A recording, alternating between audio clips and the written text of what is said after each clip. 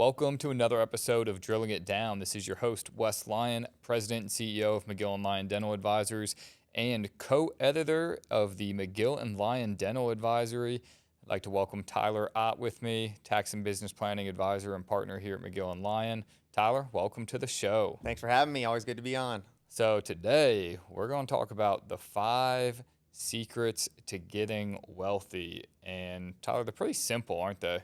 Pretty simple, pretty just straightforward, easy to understand, and it's just kind of just commitment to it and just not making stupid decisions, pretty much. Yeah, I get a good laugh. You probably don't go to the periodontist. I do. I don't. So don't dip in high school. But, I go to periodontist, and one day I had one of our clients was struggling with something. I was like, hey, do you mind talking to her? Because he runs a shop. You know him. He runs a great practice, and he texts me after an hour-long phone call and goes, do you know what you do for a living? I was like, no. He's like, your next seminar needs to be stop dentists from doing dumb. Yeah. I was like, yeah, that's kind of it. But, what really inspired this was it's usually the orthodontist, so I am going to pick on you young male orthodontists. They're always calling up, well, what'd so-and-so do? And they know we know certain doctors. And what'd this doctor do? And they think there's like some big secret out there of like, hey, I'm going to get rich quick. And really they did 5 simple things. Yeah. Right? And you don't even need to be a perfectionist to do it. So Tyler, start ripping through. What are these 5 simple things you need to do to be wealthy? And I'm actually going to add a 6th one on at the end. Oh, we're getting a bonus We're one. going to go with the first 5. Now, don't give anything proprietary for the newsletter members. Nah, my 6th one is the most basic one. Okay. I'll start it off. Well, let's go. What's number 1? You got to be a practice owner. So we got a lot of young doctors coming out, and they're wondering, should they work at a corporate shop? Should they be an associate somewhere? How are they going to pay their student loans off? The fastest way to build wealth, to pay off your student loans, is going to be a practice owner.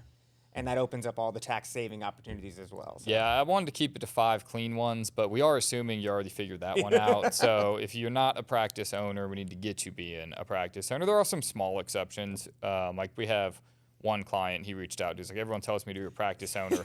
I make $600,000 a year as a 1099 working for this practice. Like, should I go buy one? I'm like, no. Yeah. And he wasn't in a specialty where he was going to make a lot more than that as an owner. It was like, no, you should go home to your family. But most of you, in his, like if you're a general dentist and you're even a really good one making $250 to $300, it's like, well, I could make $500 to $600 if I owned a practice. I could double my income. So let's get into once we buy it. What's secret number 1? Yeah, once we buy it, we want to keep business expenses and personal expenses separate. Yes, we want to take advantage of some tax strategies, do some perks, but we want to make sure they're legitimately tax deductible and we're not just putting trash into our P&L. It adds a lot of work to the CPA. It makes it harder to analyze your P&L, and it makes it so you don't really understand what you're spending. I don't know if you remember these clients that came in.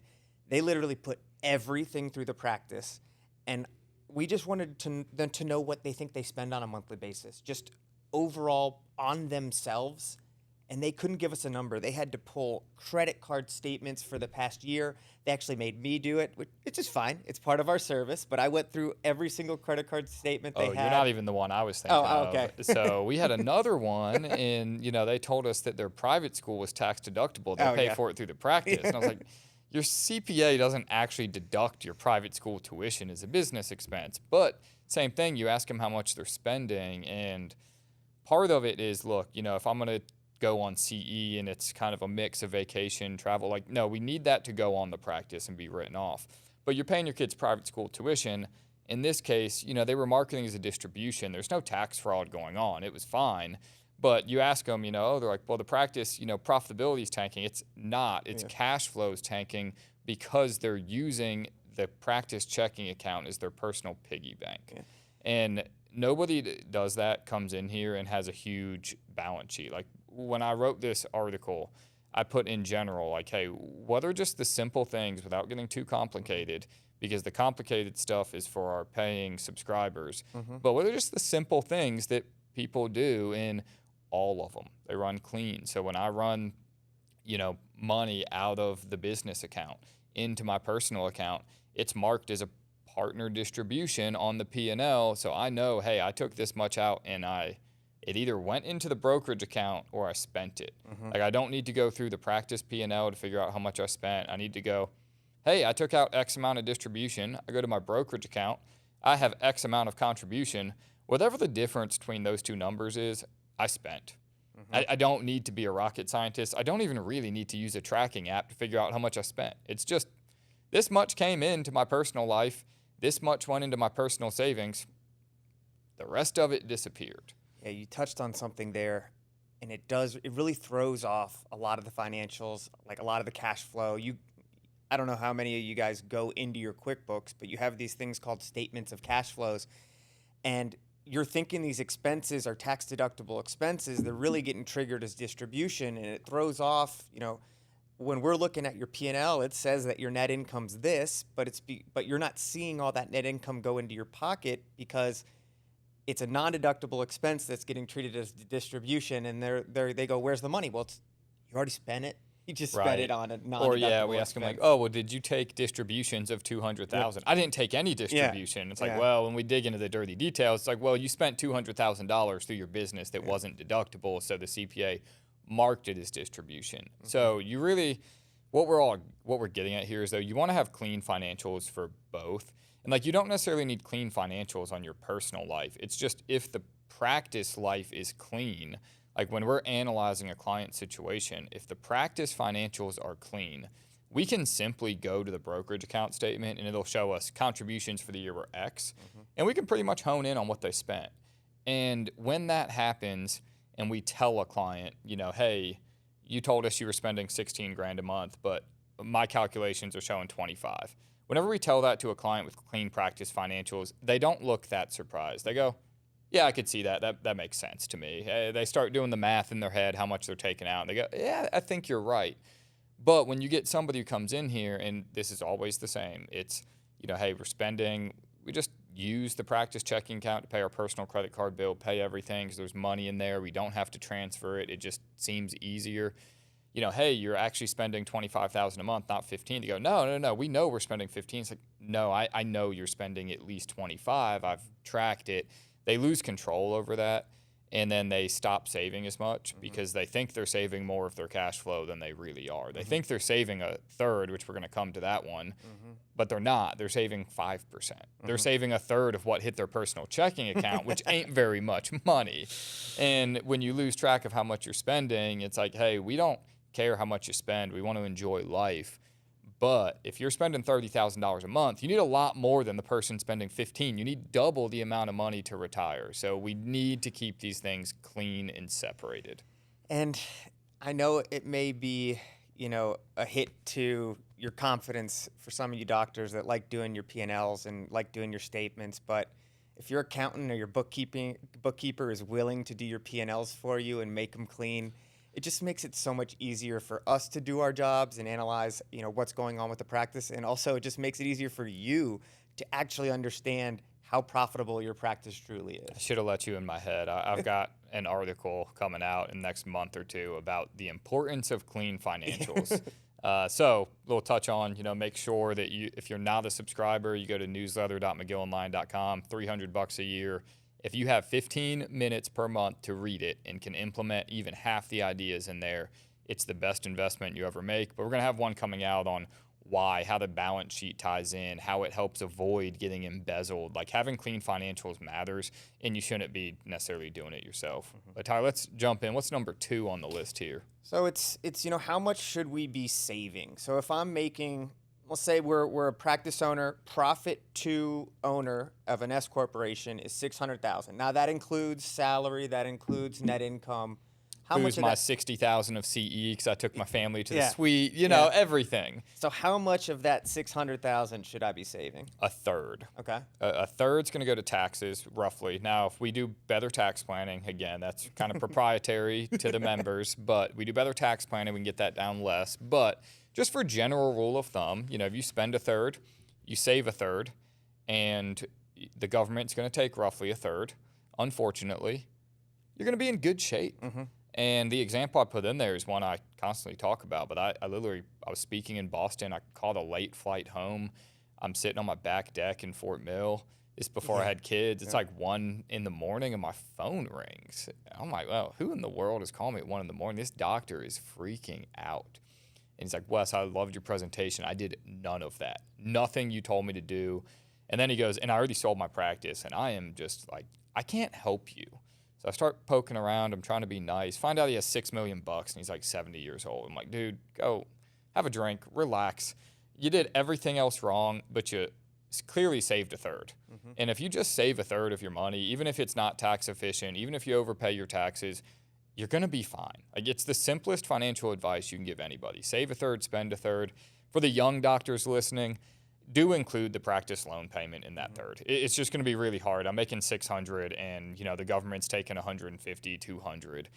The bank's taking $200 and like, I've got to save $200. Like, it's not going to work. Like, figure out what that number is and go, okay, what's the loan payment? Okay, that can count for the third. Ideally, you want to get a little bit more because time value of money is on your side. So if you can go above a third in those days, but the practice loan payment does count into that third. I don't personally count anything else. Mm-hmm. I actually try to run my own life off of basically a third, not even including that. Now, it doesn't always work. It's a stretch, but if you can get there, you'll be just fine.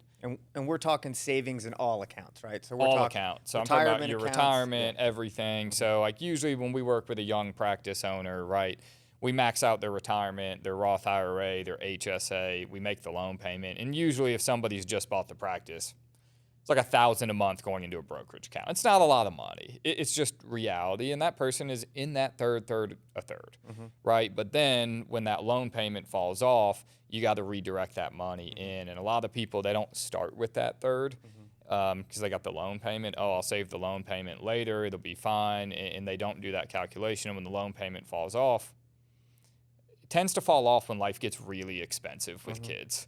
And that's a problem versus the people that do a third, they get ahead. So I've got a client coming in and he's well ahead, but he's kind of freaking out. He's got a lot of kids and they're starting to go to college and some are going to private school. And, he's freaking out, rightfully so. I don't blame him. Like, it's a lot of money, but I was calming him down on the call. I'm like, hey, you saved early. Like, this isn't going to be problematic. He was like, I think it's going to cost me some years. I'm like, it's going to cost you some years, but it's not that problematic because you saved early. Save a third, spend a third for taxes. We want to get a little more granular than that, but that'll work. Yeah, these are just guardrails, and it just prevents you from causing a problem. Your taxes may not end up being a third, but if you set aside a third, you're going to be paid in, and you might get a refund at the end of the day. And then that refund can then go towards extra savings. Yeah, this is the do-it-yourself kind of, hey, a lot of people are do-it-yourselfers, and that's great. We're not here to bash it. It's, hey, if you're a do-it-yourselfer and you need some rules to follow without somebody really getting in there. Now, we do get in there, $12,000 flat fee. We're going to deliver you a financial plan that's going to cut your taxes, increase your profits, build your wealth. One-time home run. But for the do-it-yourselfers, yes, a third will get you in good shape. But how we save that third kind of brings us is that number 3? Right into the Tyler's next one. got the article. Yeah. I don't. I'm not looking. It brings us right into it. So that third, if we know we need to save a third, how do we save that third? In what order are we doing all of this? So the most important thing, it's got to be on auto pay. You want tax deductions first for retirement. It's got to be on auto pay. Like, I still laugh over this one. I have freak out moments in my own personal life where I just get really irritated and I'm like, we're not saving enough. I got a big loan payment. Love John, but this wasn't a charity. He made me pay, unfortunately. So I go in there like 1 year. The beauty about the auto pay is you just forget about it. And I literally sat down with my wife and was like, hey, we need to get this under control. Like, I didn't have a great year and we didn't save any money this year. And she looks at me and goes, didn't you save $100,000 into retirement between the two of us? And I just sat there and my face immediately went from angry to this big smile of I did. I completely forgot. That's set on auto pay. Yeah, I did. You forget about it. And it has to. Have you ever seen a client, hey, we'll save $100,000 at the end of the year? How many of them do it? They don't. We just want it to be gone. Essentially, we do all our projections monthly, but ideally you're just doing it always. Whenever anything's hitting your personal account, you save it, you get your savings in. when you're the owner, Yeah. and I do my payroll monthly, which is odd, but when you're the owner, especially when you have the bank loan hitting, right? Like my money, the payroll goes out, the bank loan goes out, my money hits my personal account that day as well. So we just save it automatically monthly, and that way it's there, it's done, you don't forget about it. There's two like really big things we find that don't really sit in the data, and I'll give you a bonus third. The first is saving is psychological. And I find this one fascinating. Like Liam's producing for us in a microphone, but we had a client came in and we told him, hey, it's going to be roughly 7 to 10 years until you can retire. And he was gun-ho that he wanted out. So he starts saving, and then he sees the light at the end of the tunnel getting closer, and he gets addicted to it. And he's like, hey, I think I can put more away. I can put more away. He got out ahead of schedule, and it wasn't even his intention. You start to see that light at the end of the tunnel getting brighter and brighter and brighter. And he had other things he wanted to do with his life, and boom, he's out early because he was able to save all that money. So it does get addicting. It's easy when you're not saving and there's no money to just feel like retirement's never going to come. But the second you see the money piling up, you're like, okay, could I squeeze another 1,000? Could I do this? I mean, I do that all the time. I have my own. We have a big master spreadsheet for all our clients that we run all their cash flow, figure out exactly how much. Shoot, I am to the point mine is getting saved. You guys can't see it. It's my personal drive. Mine's getting saved with a new date on it every like 2 weeks. And I'm in there and I'm just like, oh man, I'm seeing the money. Like it's getting real. I'm actually going to retire one day. All right, do I really need that? No, I could put a little more in here, put a little more. So that's one of the biggest ones is it's actually going to encourage you to save more. My favorite one, though, because we all like to do dumb things, and I kind of wrote my personal one in there about buying a boat with 2 holes in it. If you save first and you're going to get there, cool. If there's extra money left over at the end of the year, and you're like, hey, we had a really good year, we got this extra money, and, I like cars and boats, so I have to work hard because those things aren't cheap. Yeah, I like to buy things that aren't going to appreciate.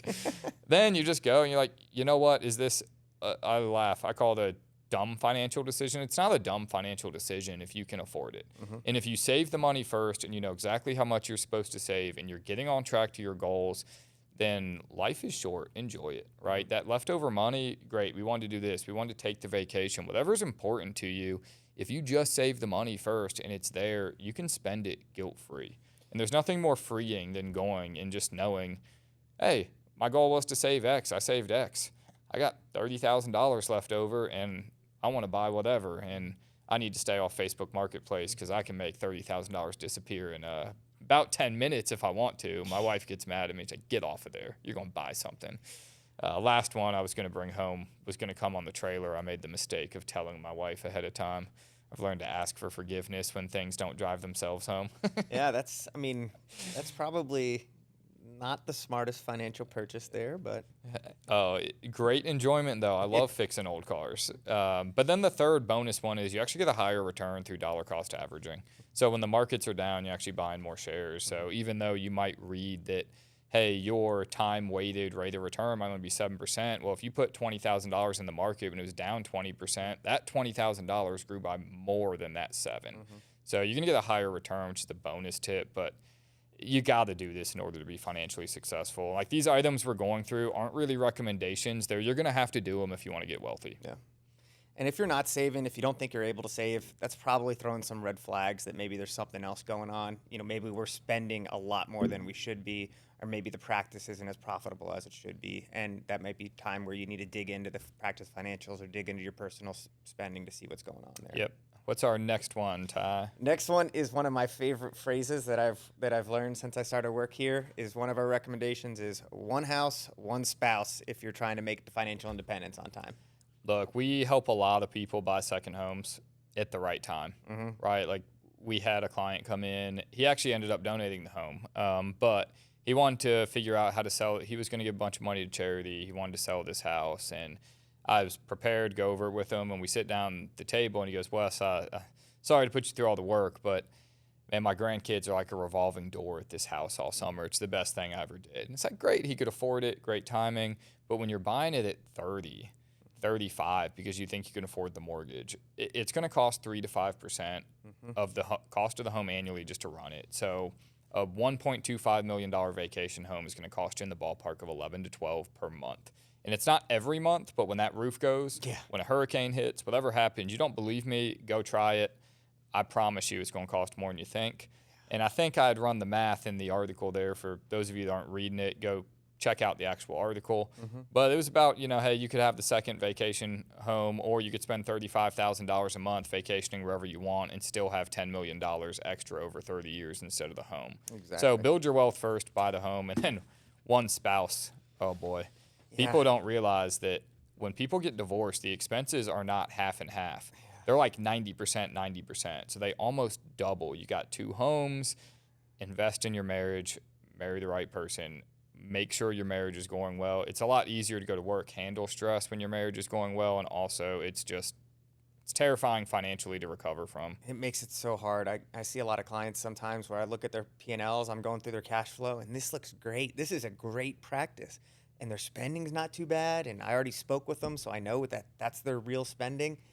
And then I look at their liquid assets, and it's very minimal because they had a divorce and they had to split up their assets, and it just set them back so much. So just make sure that you're making the right decision financially and, in your personal life as well. Is that our last one, or is that only 4? We got one more. What do we got? Last one is, don't go crazy with your investments. Make sure you understand them. Make sure you can explain them. My favorite rule, I took a call the other day, and guy wanted to know about long, short tax stuff. And for the sake of time, I'm not going to get into long, short. I worked in institutional money management, not a good idea. But I just said, hey, can you explain this to your wife in 30 seconds or less? And he laughed. He was a client of mine. He goes, no, I cannot. And that was my gut. And more dentists get involved in, permanent life insurance. And I actually linked 2 links of, one's an article about Northwest Mutual and selling whole life insurance that the Guardian published, and the other is a bunch of dentists, and we actually know a couple of them, went and got a doctor-led real estate syndicate, and they were all going to get rich quick off of it, and they all lost like 80% of their money. So if you can't explain it to your spouse in 30 seconds or less, whether or not it's a tax strategy, whether or not it's an investment, whether or not it's, hey, we're going to make money off a second home, whatever it is, if you can't explain the economic benefit in 30 seconds or less and your spouse can understand it, just stop yourself from doing it, period. It's not going to work out. Just keep it simple, low cost, well diversified. Now, well, if you like this and you really want the great tax tips, the great strategies, the stuff that is only available to the members who pay $300 per year, we really need to raise that price, but I've remained steady. We're trying to keep it at $300. $300 a year, printed, mailed to your actual mailbox. Got one right here in magazine format. You need to spend 15 minutes a month reading it. And if you can do that, and you can even implement half of the stuff, you will save thousands in taxes. We will keep you out of the IRS's crosshairs. If you're not serious about your finances, you don't want to get wealthy, stop.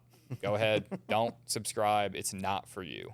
But if you're serious and you want to make an impact, the best $300 a year you're going to spend is on this newsletter, where literally we worked with thousands of doctors, and every tip, trick that we have implemented on behalf of doctors, we put in this newsletter. I had one client. There's only one person that's ever called up here, and I had to tell him I couldn't help him. Now, I think there's been 2. I know who the other one is. One was John. One was me. And literally, I got all his data. He had sent it all in. He had paid. And I just looked at it, and I was like, dang, this guy did everything. So I jump off the kickoff call with him like, hey, I found 2 very minor things, but otherwise I want to know who's helping you because I want to hire him. He goes, nobody's helping me. I did everything you ever put in that newsletter. And I was like, well, I can tell. I'm sending you your money back. Here's my cell phone number. If you have any questions, call me. But I promise you, if you do even half the stuff in there, you'll be wealthy. So go to newsletter.mcgillandlyon.com, subscribe. Otherwise, Ty, thanks for joining us. We'll be back next time.